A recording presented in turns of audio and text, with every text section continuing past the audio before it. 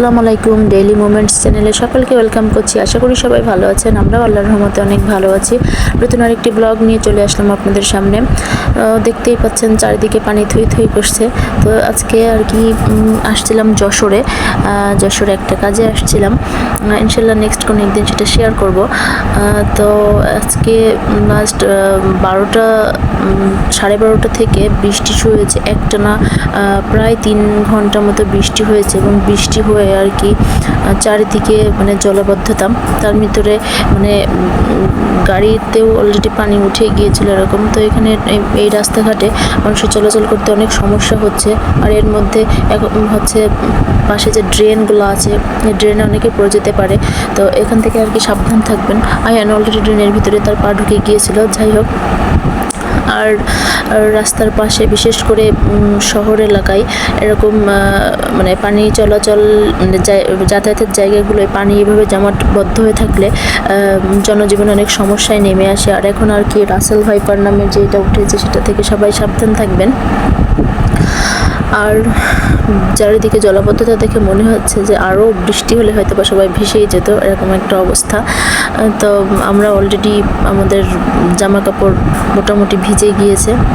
যাই হোক, তারপরে পানির মধ্যে দিয়ে সবাই চলাচল করছে। আমাদেরকেও আর কি তো বাসায় ফিরতে হবে, এখানে বসে থাকলে তো চলবে না। তো আমরা গাড়িতে উঠে চলে গেছিলাম। এখানে যে বাজারে লোকজন যে তরকারি বিক্রি করছে সেটা পানির উপরে বসে। আসলে বৃষ্টির সময় আমরা হয়তো যারা আর কি একটু বিত্তবান টাইপের লোকজন আছেন তারা এনজয় করে, কিন্তু এইসব গরিব লোকজনগুলো এই বৃষ্টি ভিতরেও আর কি তাদের ব্যবসার কাজ চালিয়ে যেতে হয়। কারণ যদি তারা এটা না করে তাহলে তাদের সংসার জীবনে এবং তাদের মৌলিক চাহিদাগুলো পূরণে অনেক বেশি প্রবলেম হবে। আর আমাদের পা থেকে শুরু করে আমার তো অলরেডি ভিজে গেছিলো। তারপর ওইভাবে আর কি বাসায় চলে যাচ্ছি।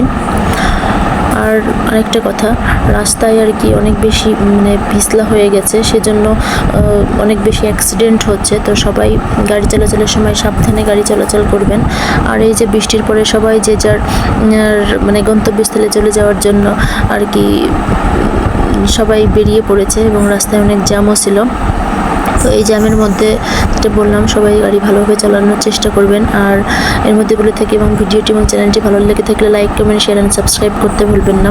বৃষ্টির সময় তো ভালো লাগে, তার স্পেশালি বৃষ্টির পরে এই আবহাওয়াটা আরও বেশি ভালো লাগে।